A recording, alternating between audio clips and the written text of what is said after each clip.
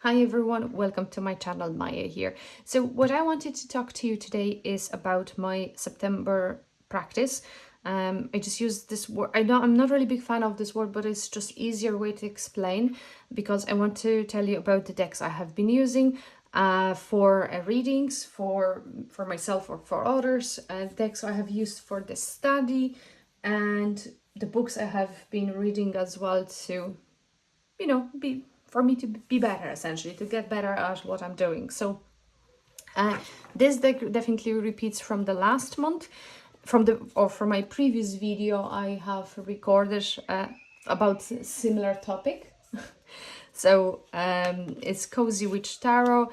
Like I have heard another tarot reader who actually used this deck, and she said actually when she used this deck with the kind of one card readings, it didn't feel enough. But when she pulls more cards, it seems like a storytelling deck. And I totally agree with her. This is what the experience I exactly have had with this deck.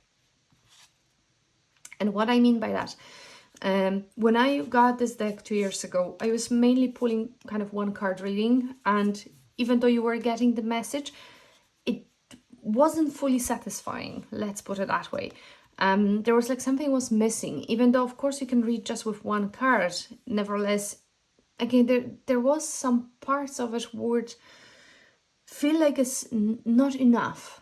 But then when I started pulling like 7, 15, 13, whatever cards, it made the total sense, and it was like the storytelling deck, and which is amazing because it really kind of talking about, let's say, what happened before, what caused the issue, how we're about to approach it, and how maybe it will be resolved. So it's, obviously it depends how you set up your reading, and how you read your cards.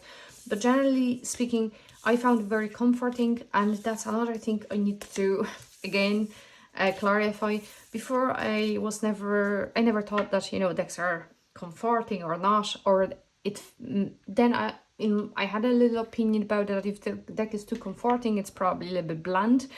And with this deck, especially when I'm reading in the morning, the last super in the morning, I don't want to be slapped across the face. And this deck doesn't do it. It gives you a message, what you need to look out there, how to probably maybe avoid it, and, what might be the outcome, blah, blah, blah, right?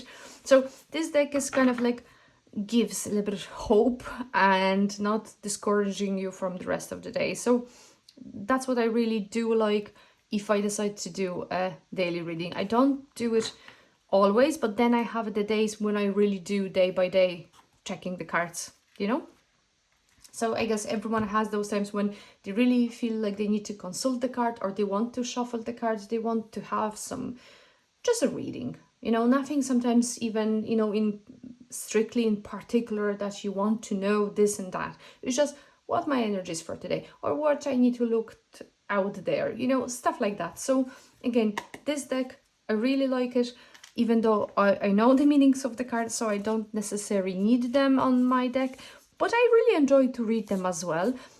The guidebook as well, it's really nicely written. So I think this deck is for everyone, unless you don't like the young people in the deck, because technically speaking, we don't have super elderly people here. I think that would be I think that's the eldest person kind of, crone kind of, on the Hierophant card. On any other, it's actually here on the Four of Cups as well. But generally speaking, we're talking about very, very young people with different shapes. So yeah, anyway, if someone is completely new to tarot, I think this deck, classic RWS, and you're ready to go. And obviously some classic, book with RWS meanings, just to have this jump off point, right? So, and here's another elderly person, which is Nine of Pentacles, which kind of makes sense as well when it comes to this card. So yeah, we have a few cards with a little bit gray-haired people. The rest of them is mostly young. But again, it's not annoying. It's a nice deck. Very kind of brown autumn kind of vibes. So and I will be using this month as well. So definitely it's not going back to the box or on the shelf. That's what I will be using in October as well. Okay, I'm trying to go in maybe faster. Another deck I kind of pulled as well, that was the Sweet Forager Tarot. I have the review on my channel. I mentioned that I really like the little guidebook in this one as well, because it's like more, you read it like a journal. And that it's created by Sam Rook, and she did the art and the writing in this little guidebook. Green, that's original one. I haven't done this. I hardly mod my decks now. And and this one, I pulled one card and it was just perfectly fine. It made sense. And this has those kind of, you know, borders where they kind of nearly like connect together. So yeah, I read with this deck, again, just for my own reading when I was sitting on the sofa, shuffling it, asking quick question for verification. You know, it was nice thing. And and both those decks are really, price-wise, they are very affordable. So it's not expensive decks. Okay. In terms of, in terms of the study, when I got the Alcento deck, I'm still keep going with this one. I'm mainly pulling one card, sometimes few, for study purpose, to use this guidebook here. I really like how Michael have some messages on some cards. Some of them feel a little bit he could expand a little bit more. And nevertheless, it's okay. I mixed with mine those extra cards, like not the zodiac cards. I kept separate, but if we're talking about like the Grail, Prudence, Division, I actually add them to the deck. Sometimes it's a little bit annoying because I don't really know the meanings of those cards, so I kind of need to check them up. But yeah, I really like it. And again, when I was testing for the readings, just to make sure, you know, how much they are matching what I read about and how that ended up for someone, it was working out very well. So I'm happy with this.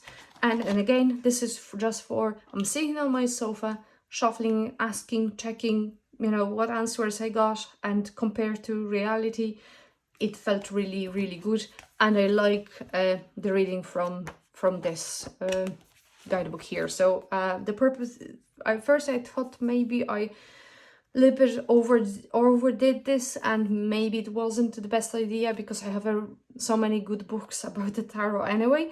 Nevertheless, I'm really happy with this one, what the Michael Auger did, and I will still keep working this month with this deck as well.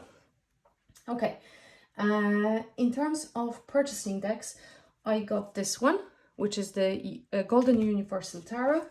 I actually have the kind of Tarot Bible by Sarah Bartlett, and she actually used the images from this deck. I have an Art Nouveau gold, kind of the Art Nouveau with this kind of gold stuff as well on it, by Los Carabio. I got it not a few days ago, 29th of September. Today is the 5th of October, and there was a reason behind why I got this deck. I got this deck because I have seen it, you know, this deck is quite a while on the market, right?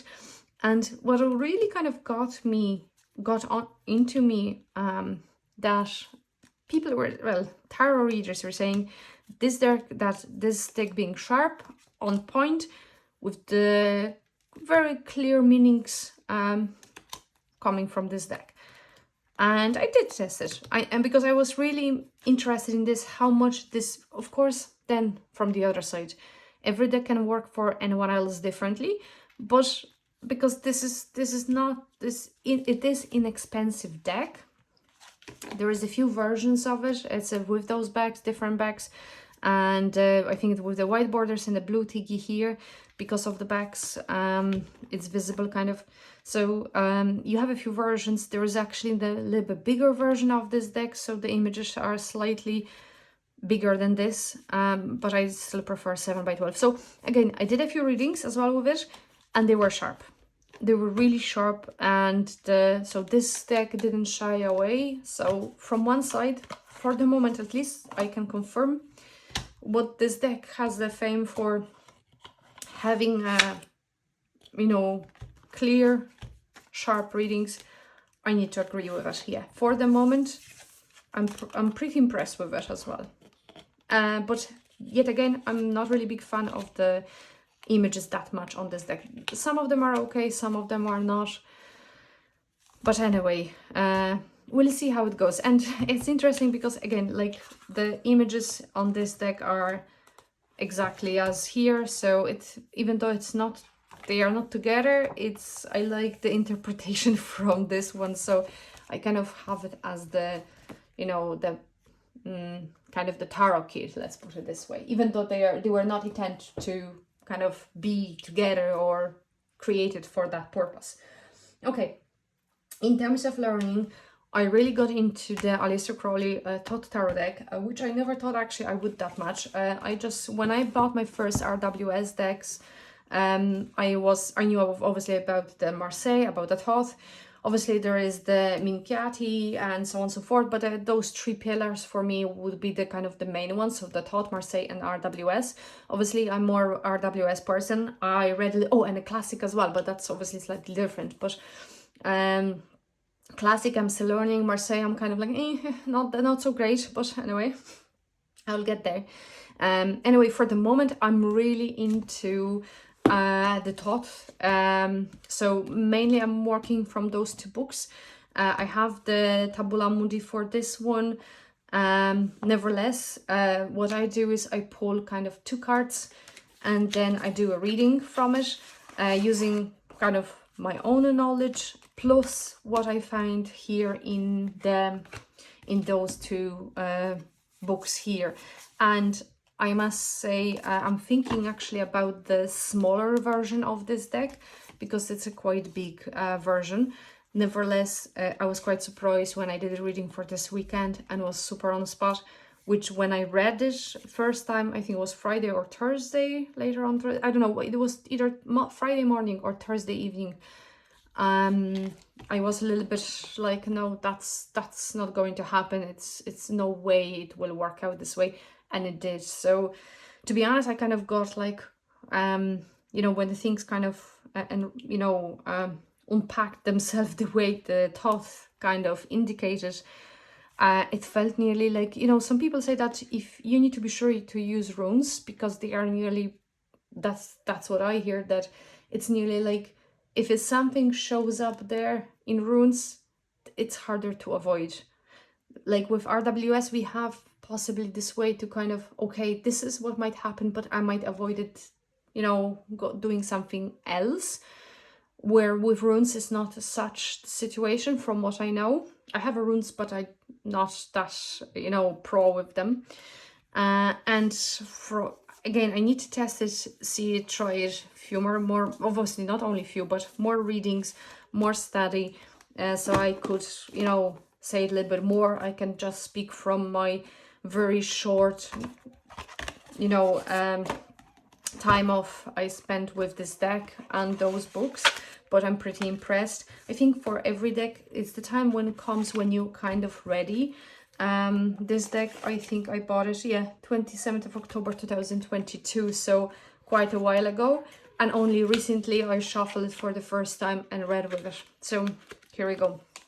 So that was for what I have been doing as well in September in terms of the tarot practice. Okay,